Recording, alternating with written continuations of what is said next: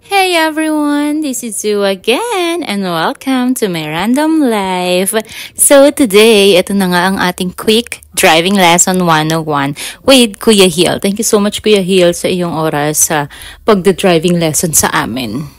Pumunta nga lang pala kami somewhere kung saan pwede kaming mag-drive and na medyo masikip kasi may mga kotse ring nakaparada. So medyo challenge din So, si Dad muna ang nauna kasi siya may experience naman na rin siya sa pagdadrive ng car before. Pero, super tagal na. But at least, may experience siya. Tapos nung ako na, ay, kawado talaga. Ang lawala mo.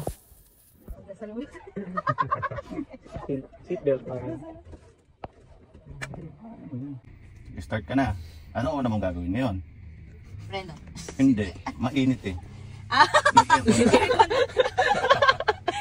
Tapos, madepad. Oh, hindi. Ano yan eh. Silinyador yan. Kakarera ko. Oo. Preno ka. So, ayun nga, kinakapa pa kasi muna yung preno at saka yung silinyador. And ayun, natapakan ko yung silinyador. Pero buti nakapark naman or nakapreno naman. Kaya safe naman. So, sorry na, kinakabahan pa ang lola nyo. Pagpasensya nyo na, first time po kasi talaga. Bitawan yung preno mo. Dahan-dahan. Parang ayaw mo nang bitawan. Wait lang, binibitawan ko. Masyado mo na siyang minahal. Yan, mandar ka na. Huwag ka na lang muna tumapak sa gas. Hindi naman. No. Chill ka lang, wait lang. At ayun, naka-andar din sa wakas. Pero siguro mga 15 minutes din kami nag-ikot-ikot na hindi ako tumatapak sa gas. Kasi gusto ko munang gamayin yung steering wheel, tsaka yung kalsada, tsaka yung kotse.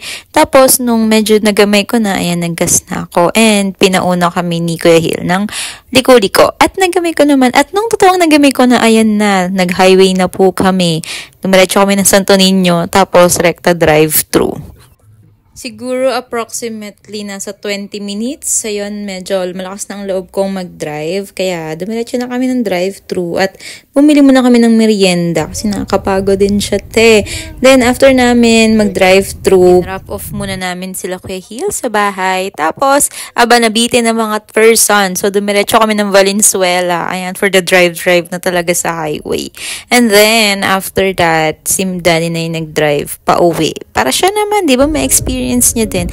And so proud of us kasi first time namin tong gagala or nakakar na kaming dalawa lang. Kaya na.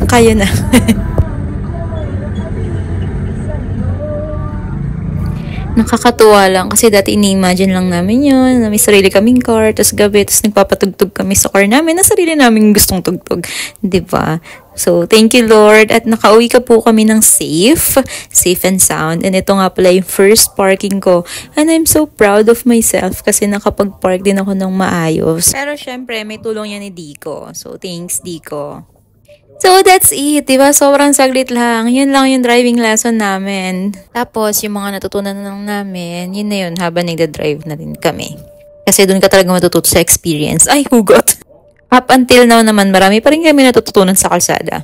And feeling ko malaking advantage din na nagmumotor kami kasi kabisado na namin yung daan. And ang kailangan mo na lang kabisaduhin is kung paano mag-drive. Ayun lang mga ating ganap for today. Thank you so much for watching. Until the next video. And always remember, kindness is free. Pass it on. Bye!